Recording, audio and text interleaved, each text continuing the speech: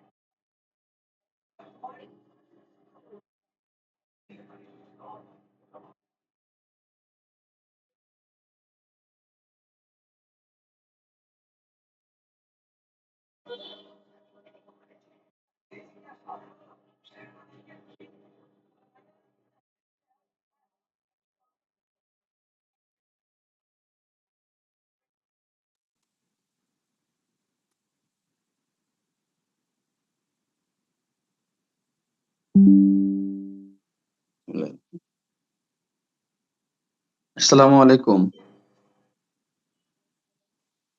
ওয়ালাইকুম আসসালাম স্যার। কেমন আছেন আপনারা সবাই? আলহামদুলিল্লাহ ভালো আছি স্যার, আপনি ভালো আছেন? আলহামদুলিল্লাহ আমিও ভালো আছি। সবাই জয়েন হন, আমরা ক্লাস করব এখন। আচ্ছা, আপনার নাম কি মনিকা? জি স্যার। এর আগের বাসে আমার একটা মনিকা বলে আমার এক স্টুডেন্ট ছিল, যথেষ্ট অ্যাক্টিভ ছিল এবং খুবই মেধাবী ছিল। উনি হিন্দু ছিল আর কি। না স্যার, আমি মুসলিম। হুম, না স্যার, আমি মুসলিম, সে তো মুসলমান। বুঝতে পারছি আপনি মনিকা খাতুন, তো এই জন্য বললাম জি সে ছিল হিন্দু। আচ্ছা, যা হোক, আমরা আজকে নতুন ক্লাস একটা করব, ঠিক আছে? আমরা এর আগের দিন মাইকেল লিওনার্দো দা ভিঞ্চির ক্লাসটা করেছি, আজকে মাইকেল অ্যাঞ্জেলোর ক্লাস করছি। আমার কি কথা কি একেবারে স্পষ্ট শোনা যাচ্ছে কি? আমার কথা কি একেবারে স্পষ্ট শোনা যাচ্ছে? জি স্যার, শোনা যাচ্ছে। আচ্ছা, সাউন্ড লাউড অ্যান্ড ক্লিয়ার, তাই তো? তাহলে আমরা আজকে বলেছিলাম মাইকেল অ্যাঞ্জেলো জীবন ও শিল্পকর্ম নিয়ে আমরা আলোচনা করব। এর আগের দিন করেছিলাম লিওনার্দো দা ভিঞ্চির জীবন ও শিল্পকর্ম। আমি বলেছিলাম যে এই দুইটা, এই মাইকেল অ্যাঞ্জেলো আর লিওনার্দো দা ভিঞ্চি, এই দুইটা শিল্পীর শিল্পকর্ম এবং যদি জীবন সম্পর্কে জানা যায়, আমাদের যে কোনো পরীক্ষার প্রশ্নে এগুলো আসবে কমন। যেরকম এস এম সুলতান, কামরুল হাসান, জয়নুল আবদিন, সেরকম আমরা পাশ্চাত্য শিল্পে মূলত এইগুলার কথা আমরা বলতেই পারি। মাইকেল অ্যাঞ্জেলো আর লিওনার্দো দা ভিঞ্চি, এই দুইটা যদি আমাদের জানা থাকে, আর ওই যে তিনটা, এই মূলত পাঁচটা শিল্পীর নাম জানলে বা এই পাঁচটা শিল্পীর শিল্পকর্ম জানলে আমাদের অন্তত অন্তত 40% মার্ক করে আসা সম্ভব। আমরা সেই বিষয়টা, আর এইটা জানলে আমাদের কিন্তু অনেকটা হয়ে যাবে। আচ্ছা, আপনাদের আরো একটা প্রশ্ন করি, সেটা হলো আমি যে এগুলো করিয়েছিলাম ফার্স্ট ইয়ারে, আপনাদের ওগুলো কি মনে আছে? তো ওগুলো কিন্তু আসবে, ওই যে শিল্পীদের শিল্পকর্ম এবং শিল্পীদের জীবন যেগুলো করিয়েছি, এগুলো কি আপনাদের হলো নোটস করা আছে?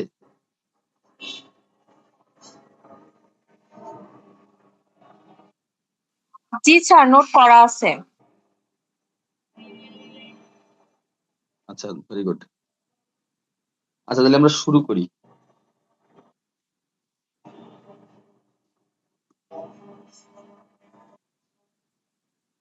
আমরা বড় বোর্ডের ব্যবস্থা করছি, দেখা যাক কি হয়। হ্যাঁ, ক্লিয়ার?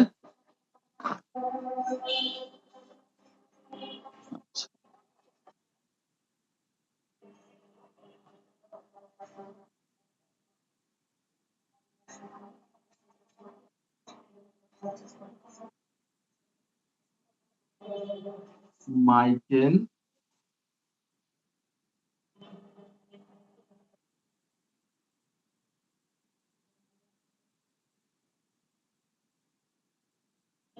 মাইকেল অ্যাঞ্জেলো,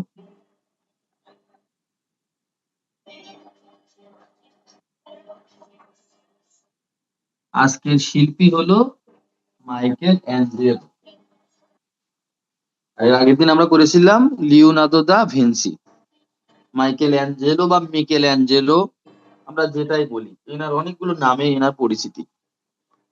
আমরা প্রথমে লিখি রেনেসাঁ যুগে যে সকল শিল্পী আলোকবর্তিকা হাতে এসেছিলেন, তার ভিতরে মাইকেল অ্যাঞ্জেলো অন্যতম। ভূমিকায় লিখি, একেবারে নোট করে নিই।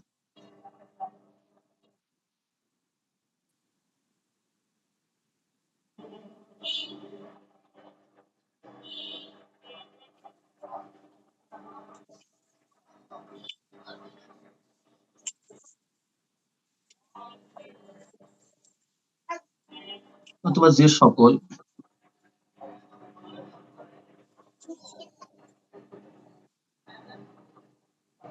রেনেসাঁ যুগে যে সকল শিল্পী আলোর বর্তিকা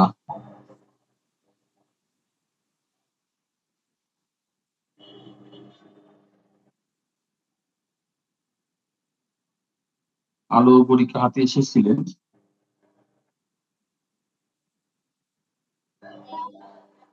তার মধ্যে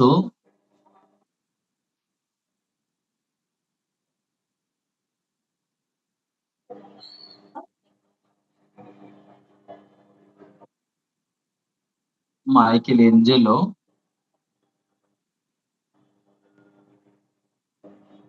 অন্যতম। সবাই কি দেখতে পাচ্ছেন? তাহলে আমরা প্রথমে লিখেছি কি, রেনেসাঁ যুগে যে সকল শিল্পী আলোকবর্তিকা হাতে এসেছিলেন, তার মধ্যে মাইকেল অ্যাঞ্জেলো অন্যতম। এই মহান শিল্পী বহুমুখী প্রতিভার অধিকারী ছিলেন।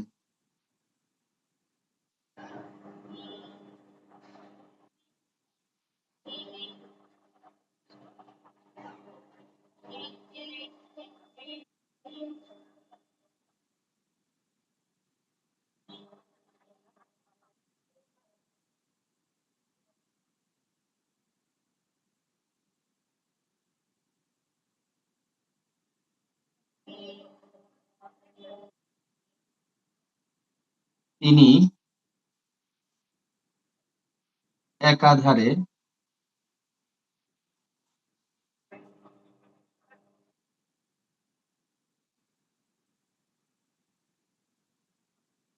ভাস্কর্য, ভাস্কর, স্থপতি, চিত্রকর, কবি,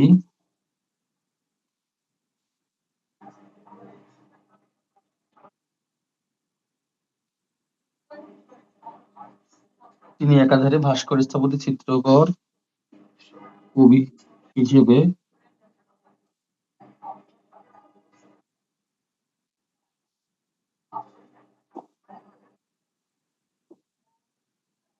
পরিচিত ছিলেন। আচ্ছা, তাইলে আমরা এখন প্রথম অংশটুকু দেখে নিই। আপনারা কি সবাই দেখতে পাচ্ছেন? লেখাগুলো কি অস্পষ্ট মনে হচ্ছে? একজন বলবেন।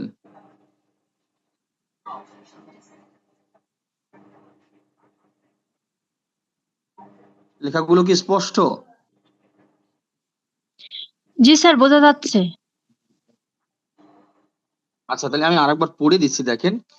রেনেসাঁ যুগে যে সকল শিল্পী আলোর বর্তিকা হাতে এসেছিলেন তার মধ্যেও মাইকেল অ্যাঞ্জেলো অন্যতম। এই মহান শিল্পী বহুমুখী প্রতিভার অধিকারী ছিলেন। তিনি একাধারে ভাস্কর, স্থপতি, চিত্রকর, কবি হিসেবে পরিচিত ছিলেন। এর সাথে আরো একটা জিনিস আমরা অ্যাড করে নেব, তিনি নিজেকে ভাস্কর হিসেবে পরিচয় দিতে স্বাচ্ছন্দ্য বোধ করতেন। আমি এটা পরে উপরে লিখে দিচ্ছি, এটা ইম্পর্টেন্ট একটা ব্যাপার। মুছে দেওয়ার সময় হলে কেউ একজন হট করে বলে দেবেন যে মুছে দেন। স্যার হয়ে গেছে তো। আচ্ছা আচ্ছা, ধন্যবাদ। তাহলে তো আমি তো অপেক্ষা করছিলাম। আর আমি একটু পড়াচ্ছি, লেখা শেষ হয়নি। আচ্ছা আচ্ছা, হ্যাঁ। যারা একটু ফাস্ট তারা, যারা একটু স্লো তারা বলবেন।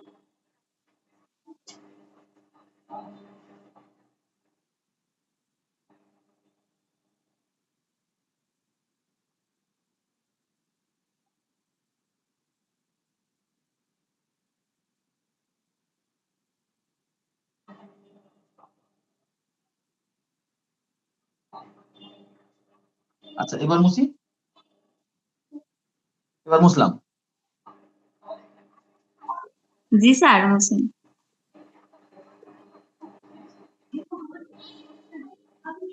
আমরা আস্তে আস্তে শিখবো, এমন ভাবে শিখবো যাতে আমাদের আর পরে কোনো নোটস করা না লাগে। আমরা এটাই নোটস করব, আবার এটাই সমস্তটাই শিখে নেবো এর ভিতরে। আমি আপনাদের জন্য এইভাবেই প্যাকেজটা প্রস্তুত করেছি আপনার মাধ্যমে।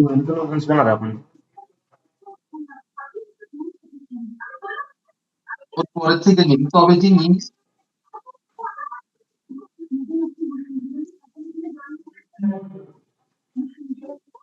নিজেকে ভাস্কর হিসাবে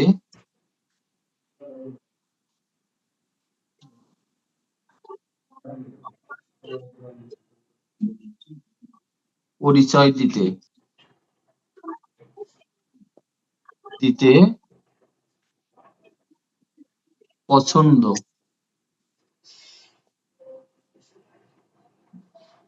করতেন।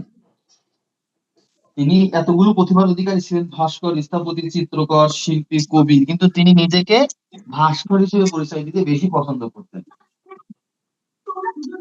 আমরা আরো একটু যদি লিখতে চাই, তাহলে আমরা এখানে লিখতে পারি যে লিওনার্দো দা ভিঞ্চির পরে যদি আমরা রেনেসাঁ যুগে কোনো একজন শিল্পীর কথা ভাবতে চাই, তাহলে যার নামটি আগে আসবেন তিনি মাইকেল অ্যাঞ্জেলো।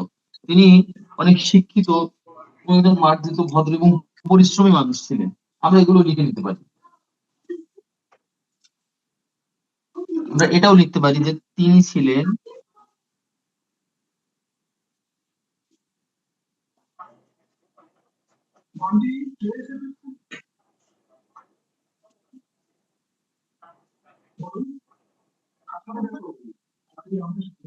রেনেসাঁ যুগের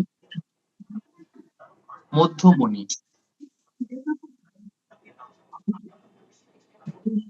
তিনি ছিলেন রেনেসাঁ যুগের মধ্যমণি। আমরা ওই জায়গা থেকে যে এই যে তিনি ছিলেন একাধারে ভাস্কর, চিত্রকর, স্থপতি, এগুলো বরাবর আমরা বলবো। তবে তিনি নিজেকে ভাস্কর হিসেবে পরিচয় দিতে পছন্দ করতেন। তিনি ছিলেন রেনেসাঁ যুগের মধ্যমণি। লিওনার্দো দা ভিঞ্চির পরে আমরা যদি কারোর কথা ভাবতে পারি রেনেসাঁ যুগে, তাহলে তার নাম আসবে কে? Michael Angelo. এই পর্যন্ত কি সবাই ক্লিয়ার? এটা হলো মধ্যমণি। জি স্যার। আচ্ছা, এবার আমরা লিখবো তার জন্ম পরিচয়। আমরা তার ভূমিকাটা লিখে নিলাম, ভূমিকার অংশ আমরা করে নিলাম। এবার লিখবো তার জন্ম পরিচয়। প্রত্যেক কবির আমি কিন্তু সুন্দরভাবে জন্ম পরিচয় দিয়েছি কবি ও শিল্পীর।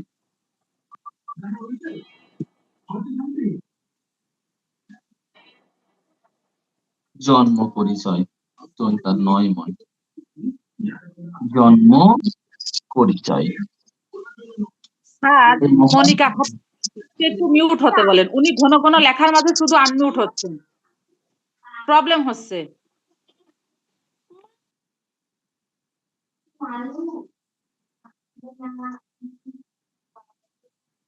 এই মহান শিল্পী জন্মগ্রহণ করেছিলেন, জন্ম ইতালি, ইতালির ফ্লোরেন্স শহরে।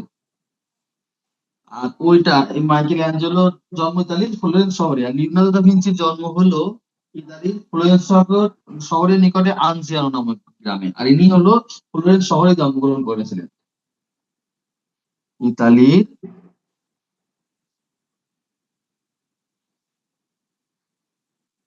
ফ্লোরেন্স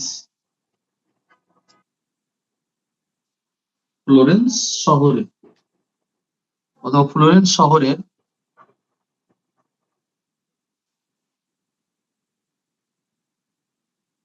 নিকটে। ঠিক আছে,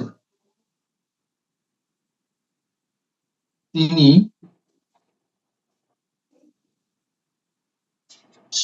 6ই মার্চ সাবস্ক্রাইব করেছেন এটা ইউটিউবে। 1475 সালে জন্মগ্রহণ করেন।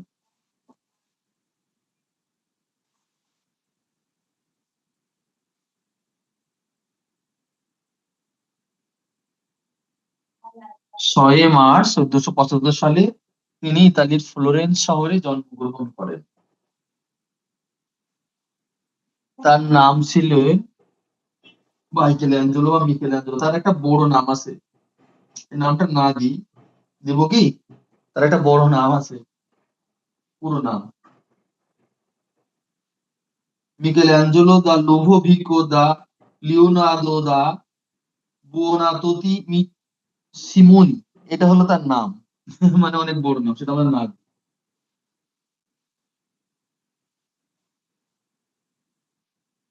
এবং তিনি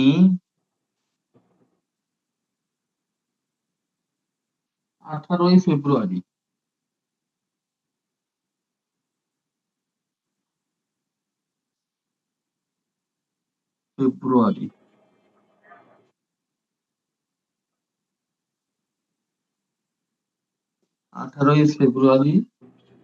1564 সালে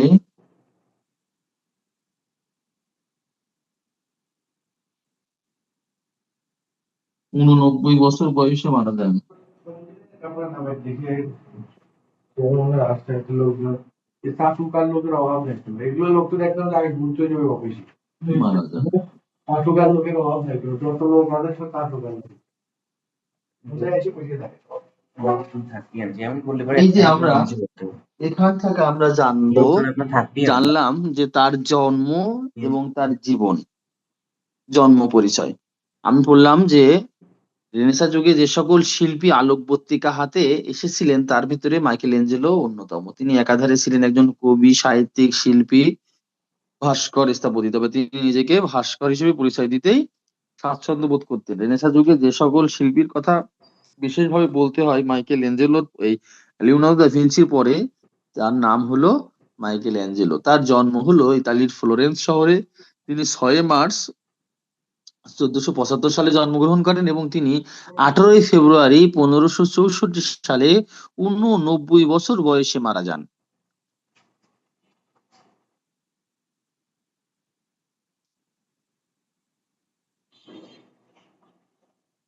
এবার আমরা লিখবো তার চিত্রের বিষয়বস্তু। যার যার হয়ে যাবে, একটু যারা স্লো তারা বলে দেবেন।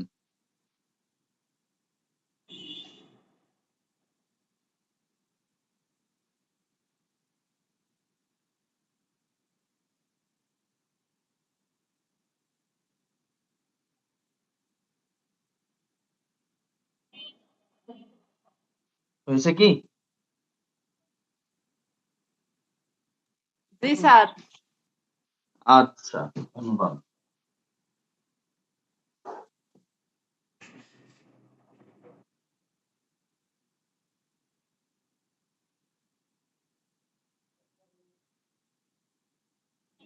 বিষয়বস্তু।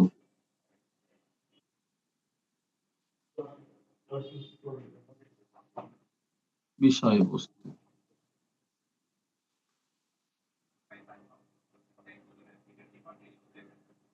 চিরকুমার।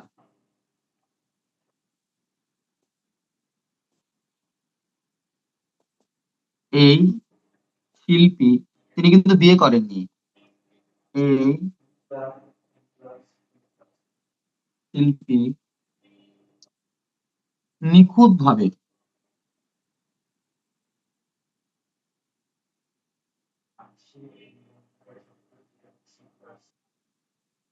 ভাস্কর্য ও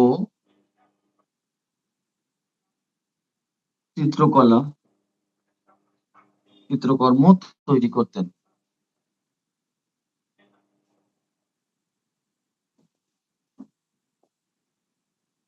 মানুষের শরীর সম্পর্কে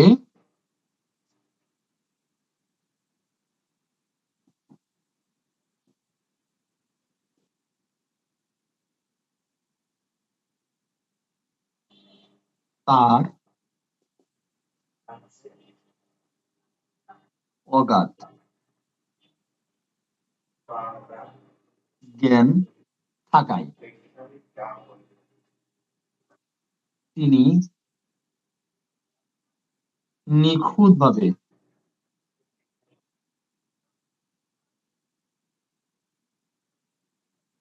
ভাস্কর্য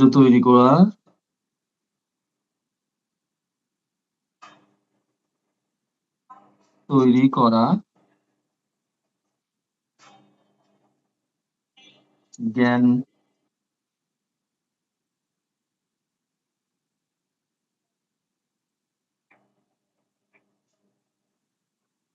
অভিজ্ঞতা লাভ করেন। মানে কি চিরকুমার, মানে এই শিল্পী ছিলেন চিরকুমার, মানে বিয়ে করেননি। এই শিল্পী নিখুঁতভাবে ভাস্কর্য চিত্রকলা তৈরি করতেন। মানুষের শরীর সম্পর্কে তার অগাধ জ্ঞান থাকায় তিনি নিখুঁতভাবে ভাস্কর্য তৈরি করার অভিজ্ঞতা লাভ করেন। ঠিক আছে? তিনি অতুলনীয় সুন্দর ভাস্কর্য তৈরি করতেন। আমরা তার ভাস্কর্যগুলো দেখবো আস্তে আস্তে।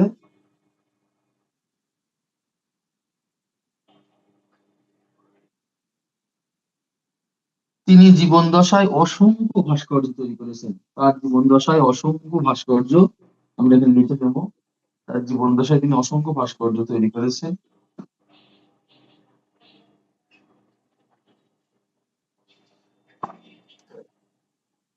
এবং তিনি অধিকাংশ ভাস্কর্য মার্বেল পাথরে তৈরি করেছেন।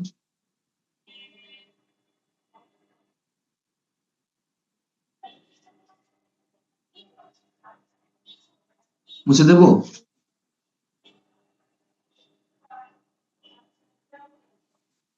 জি স্যার দেন। আচ্ছা, আমি পয়েন্ট করে বিষয়বস্তুর আরো কিছু জিনিস আপনাদেরকে দিয়ে দিই। 1 নম্বরে হলো তিনি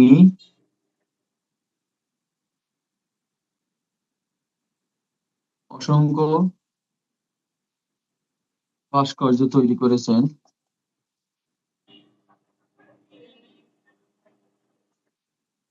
নাম্বার 2 তে তার ভাস্কর্য ও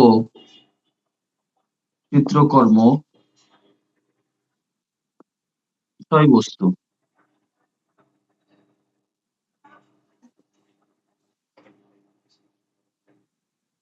বাইবেল থেকে অনুপ্রাণিত।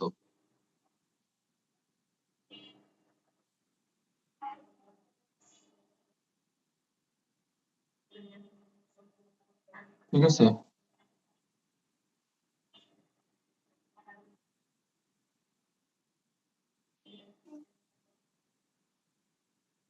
পুরুষ ফিগারের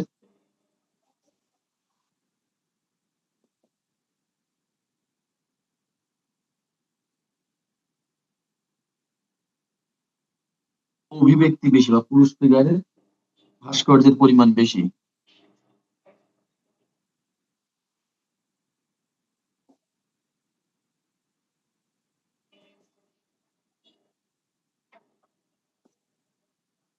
চার নম্বর হলো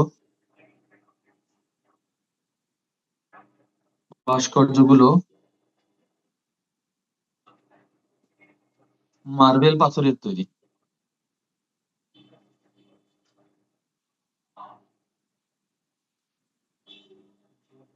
এই ভাস্কর্যগুলো আজও পর্যন্ত বিশ্বাস হয়ে আছে, তার মতো এত সুনিপুণ হারে ভাস্কর্য কেউই তৈরি করতে পারেনি। তিনি এত নিপুণ ভাবে কাপড়ের ভাঁজগুলো তুলে ধরতেন, আসলে তিনি নিজেই বলে গেছিলেন যে আমার মতো ভাস্কর্য আর কেউ তৈরি করতে পারবে কিনা সেটা আসলেই সন্দেহ, কারণ তিনি অতীব পরিশ্রমী ছিলেন এবং তিনি বছর কি বছর লাগিয়ে দিতেন একটা ভাস্কর্য তৈরি করার জন্য, এবং তার যে অধ্যবসায় এবং তার যে শৈল্পিক দক্ষতা তা অন্য কোনো ভাস্কর্য শিল্পীদের ভিতরে দেখা যায়নি, এবং তার যে ডেডিকেশন, পরিশ্রমের মনোভাব, তাই তিনি অসংখ্য ভাস্কর্য তৈরি করেছেন। তার ভাস্কর্য ও চিত্রকর্মের বিষয়বস্তু বাইবেল থেকে অনুপ্রাণিত। মূলত তিনি ধর্মীয় ভিত্তিতেই মূলত এই ভাস্কর্য বা চিত্রকর্মগুলো তৈরি করেছেন। আমরা দেখবো সামনে। পুরুষ ফিগারের ভাস্কর্যের পরিমাণ বেশি। ভাস্কর্যগুলো মার্বেল পাথরের তৈরি। আরো অনেকগুলো আছে বৈশিষ্ট্যের ভিতরে, এগুলো আমরা বিশেষ বৈশিষ্ট্য হিসেবে ধরে নেব। এবার আমরা কিন্তু তার চিত্রকলার ভিতরে যাব, তার ভাস্কর্য চিত্রকলা সম্পর্কে আমরা আস্তে আস্তে আলোচনা করব। হয়েছে সবার এটা?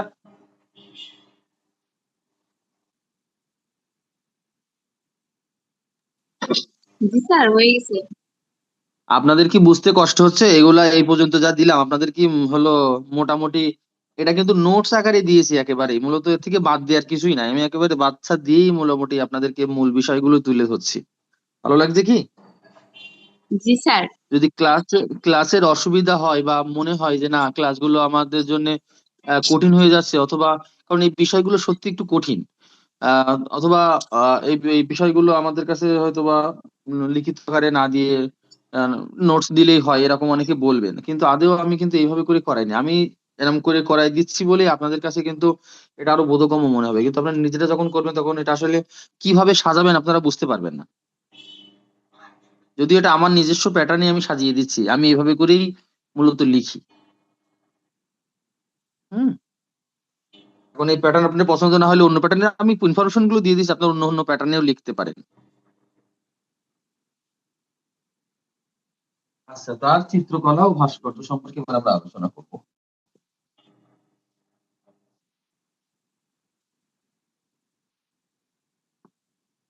তার ভাস্কর্য, প্রথমে তার ভাস্কর্য গুলো আমরা দেখবো, ঠিক আছে?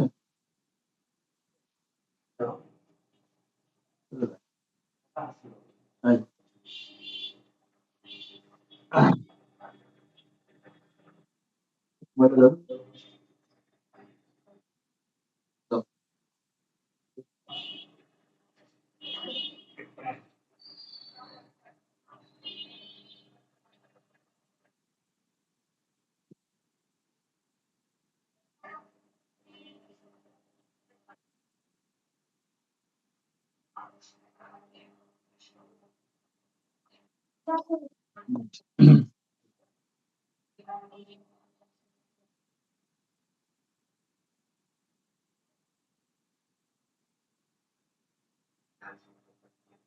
পিয়েটা পিয়েটা, অন্তুস্তয় একে টয়াকারের টা, পিয়েটা, এটা একটি ভাস্কর্যের নাম, পিয়েটা। এই পিয়েটা ভাস্কর্য 1499 সালে নির্মাণ করা হয়েছে, 1499 খ্রিস্টাব্দে।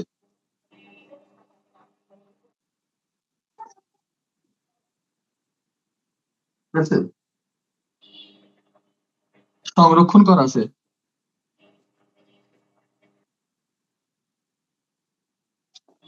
সংরক্ষিত আসলে রোমের সেন্ট পিটার্স বেসিলিকায়, রোমের সেন্ট পিটার্স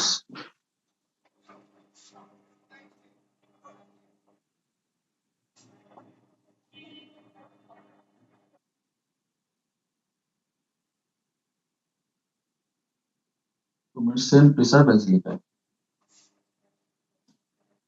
এর মাপ হলো, দৈর্ঘ্য হলো 68.5 সেন্টিমিটার, আর প্রস্থ হলো 58.5 সেন্টিমিটার। এর মাপ, দৈর্ঘ্য ও প্রস্থ। মাধ্যম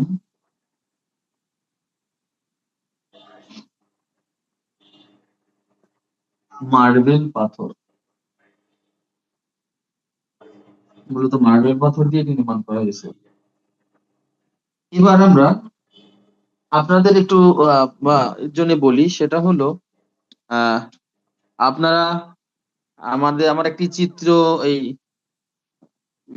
মানে ক্লাস করার আগে আপনাদের কিছু ছবি পাঠিয়েছিলেন, আপনারা কি দেখেছিলেন ছবিগুলো? একজন একটু বলবেন। জি স্যার, আমি কিছু দেখেছি আমি। ভাস্কর্য বা চিত্র করে, আচ্ছা, যদিও ওর ভিতরে একটা নোট ভাস্কর্য রয়েছে, কিন্তু কিছু মনে করবেন না, আসলে এটা শেখারই পার্ট। হ্যাঁ,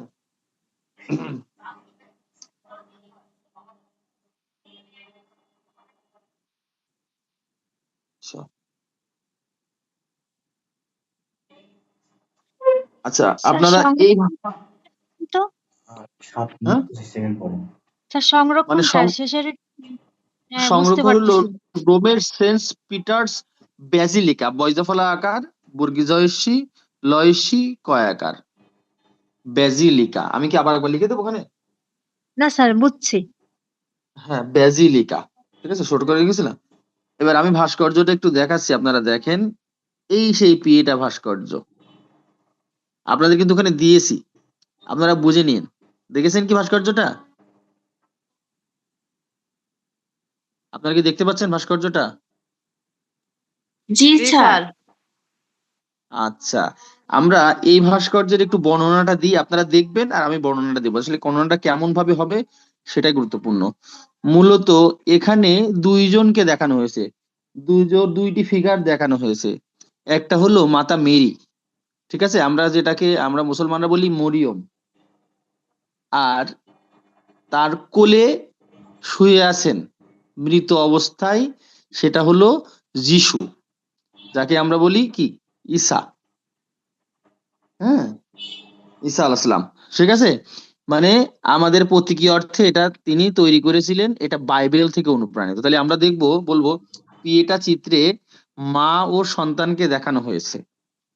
আমরা এবার বর্ণনা দেবো, মা ও সন্তানকে দেখানো হয়েছে। এখানে মাতা মেরির কোলে মৃত অবস্থায় যিশু শুয়ে আছে, তার পা হাঁটু ভাঁজ করা, এবং মাতা মেরির হাত তার পিঠের নিচ দিয়ে আঙুল দেখা যাচ্ছে।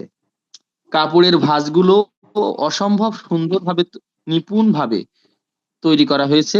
কাপড়ের ভাঁজগুলো অসম্ভব নিপুণভাবে তৈরি করা হয়েছিল।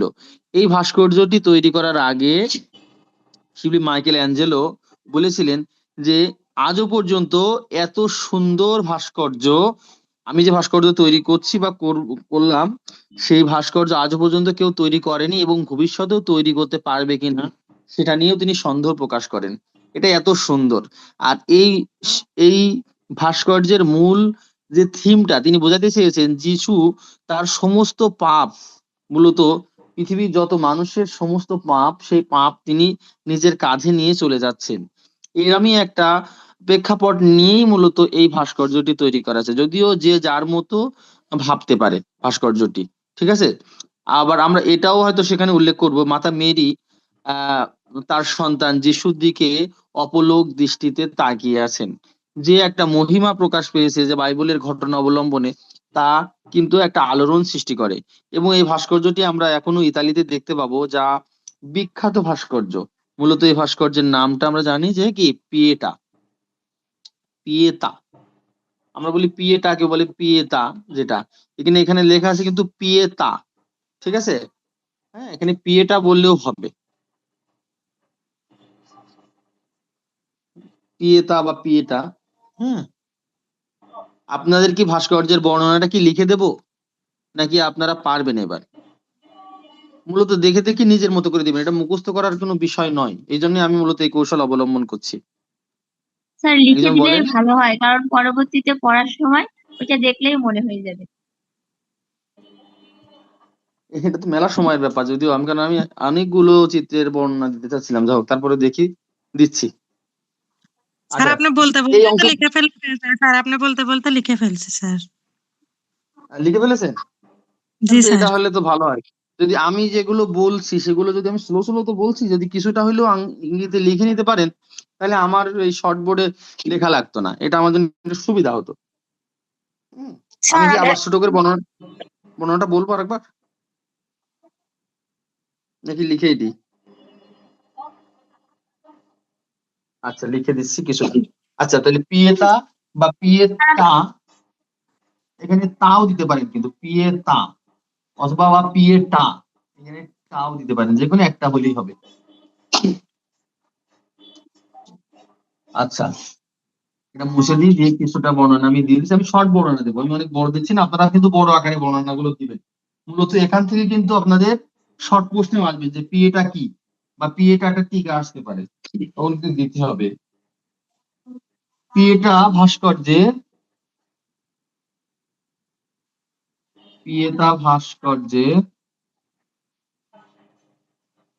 দুইটি ফিগার দেখানো হয়েছে,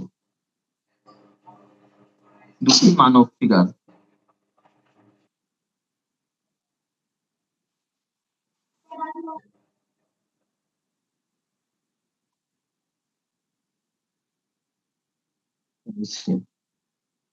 একজন নারী ও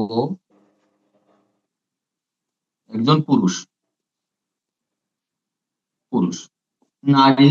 নারী ভাস্কর্যটি মূলত মাতা মেরির, আমি লিখে দিলাম না, নারী ভাস্কর্যটি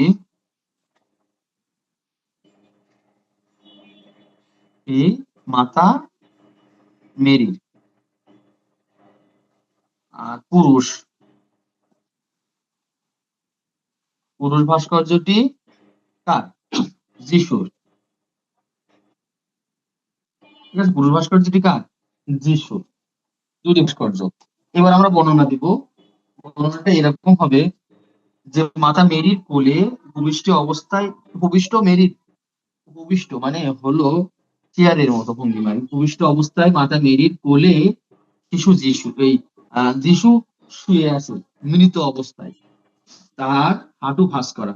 আমি কি এটাকে আপনার লিখে নেবেন, নাকি এটুকু বলে দেব, মানে লিখে দেব?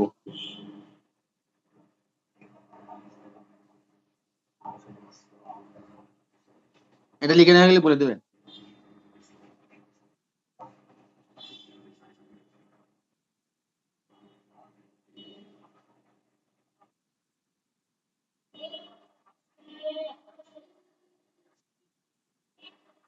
মুছে দেন স্যার। হয়েছে?